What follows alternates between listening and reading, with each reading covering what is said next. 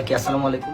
হয়তো অনেক এক্সপ্লেনেশন আমরা দিতে পারি নাই, বিকজ আমাদের সাথে একটা ঘটনা যেটা ঘটে যায়। আমরা একটা সিরাজগঞ্জ ব্লগে যাচ্ছিলাম আমরা সবাই। সিরাজগঞ্জ আজিমরে আমি কল দিছিলাম 10টায়। ও তো একটা ইভেন্টে ছিল, ইভেন্টটা হচ্ছে বনানীতে, নেভির একটা ইভেন্টে ছিল। তো বলছিলাম ব্লগে যেতেছি, তুই যাবি কিনা? বলছে হ্যাঁ ভাই যাবো। তো এরপরে ঘটনা যেটা ঘটলো, আমরা গাড়িতে জায়গা না হওয়ার কারণে আমরা বলছি কি যাওয়া দরকার নেই। পরের ফোনে আমি বলছি থাক, যাওয়া দরকার নেই। পরে বলছে না আমার চাইতে হবে। 12:05 আমি রিসিভ করছি, আমার ফোনের মধ্যে ফুটে যাচ্ছে 12:05। তো 12:05 মানে মইন লাস্টের তুই পরে ফোন দিছিলি যে ওর মন খারাপ করছে, ওরা নিতেছি না কেন? কথা আমি মানা করে দিছি, একবার বলে মানা করে দিছিলাম। মানা করাটা যদি মানা করেই থাকতো তাইলেই সব ঠিক ছিল। ও তখন মেসেজ বাড়িছে যাওয়ার জন্য। তারপর মইন আবার ওরা ফোন দিছে। তারপর ওরা আমরা সামনে আমি সামনে বসেছিলাম, ওই গাড়িতে সামনে বসে আমরা সিরাজগঞ্জে পৌঁছাই 3:30 4টার দিকে। 3:30 মানে একদম না হজরত রাজারের আজানের আগে পৌঁছেছিল। আমরা যখন বের হয়ে আমরা ওই জায়গায় যেতে লাগি, মানে কড্ডার মোড়ে। হ্যাঁ, ক্রসবার 3 তখন মানে ফজর আজানটা দিয়েছি। আর ওই ক্রসবার 3 যে ওই প্লেসে তো আমি যাই নাই, নতুন একটা নাকি রাস্তা হয়েছে। তো ওইখানে যারা সিরাজগঞ্জে যারা ছিল, তো ওরাও বেসিক্যালি ওইখানে নিয়ে গেছিল। তো ওইখানে যে মানে সূর্য উঠে, তো ওই জিনিসটা আর কি আমরা দেখতে গেছিলাম। তো ওইটার মানে ব্লগের ফুটেজ অলরেডি মানে মেমোরি কার্ডে আমি পাইলাম। তো ওই ফুটেজগুলো ওখান পর্যন্ত নেয়া। তারপরে আমার গাড়িতেই উঠছে, মানে আমার গাড়িতে উঠছে। আর তো আমার গাড়ি পিছনে উঠছিল, আমি সামনে বসছি। তখন আমি সামনে বসছি, আমার গাড়ি পিছনে বসছে। তারপর আমার গাড়ি আমার পিছনের গ্লাস অর্ধেক খুলে, মানে বক্সের মধ্যে অর্ধেক খুলে এতটুকু গ্লাস থাকে। ওর আবার হাত বাইরে এখান দিয়ে। তো ওর বলতেছে ভাই আমি সামনেরটাতে যাই আমি উপরে দিয়ে ভিডিও নিবো।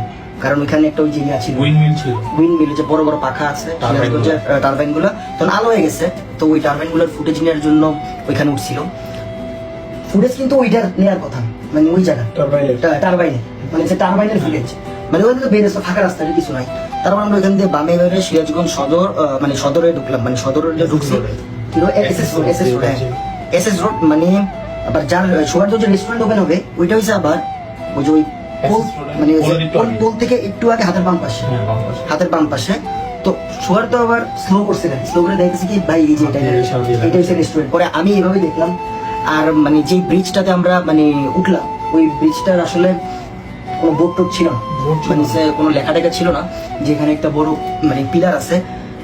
আর ওইখান দিয়ে গাড়ি মানে ব্রিজটা একটু উঁচা উঠা মানে বাম করে, মানে ওই সোলারদুর যে গাড়ি, ওই গাড়ি থেকে এটার গ্যাপ, ব্রিজের গ্যাপ হয়েছে এতটুকু ছিল, মানে এতটুকু।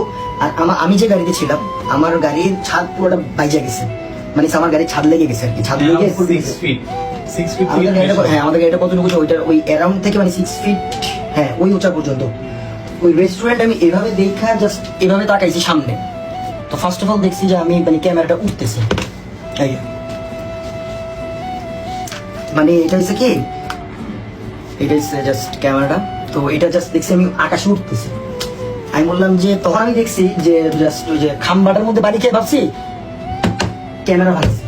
আর ও যখন এমনি উপরে তাকাইলো না, তখন আমি ভাবছি মানে ভয় পাইছে, ক্যামেরা ভেঙে বলছে। আর সবার আগে গাড়ি থেকে আমি নামছি ফার্স্ট। আমি নাইমা ক্যামেরা উঠে ওর হাতে দিতে গেছি, ওর কাছে, মানে আমি গাড়ির দিকে বলে।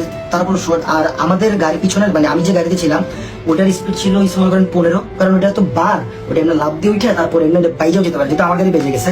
তো আমি বাজার দিয়ে পড়ে গেছি, আমরা হসপিটালে গেছিলাম। তখন আমি গাড়ি নিচে দিয়ে ঢুকে দিয়েছি, মানে উপর দিয়ে ছাদ ঘষা খেয়ে গেছে আর কি পুরোটা।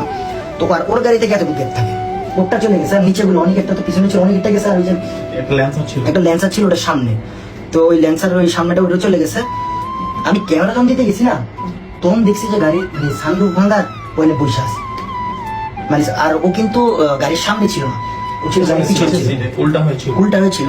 উল্টা না হওয়ার কারণে ও দেখে নাই। তারপর আমরা যখন মানুষজন বলতেছে যে ড্রাইভার কি জানায় নাই, যে ড্রাইভার নিচ দিয়ে নাকি পা দিয়ে ঠেলা দিছে। ভাই উপরে খাম্বা আছে, যেটা আমরা যে গাড়ি চালাইছে তার থেকে শুনতে পারলাম, মানে খাম্বা আছে।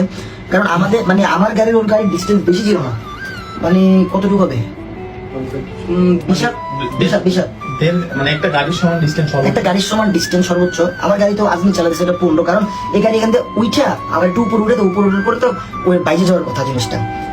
তো ঘটনা যেটা ঘটছে, সুগারদুর গাড়ির ভিতরে গেছে, কিন্তু সুগারদুর গাড়ি অর্ধেক ঢুকছে।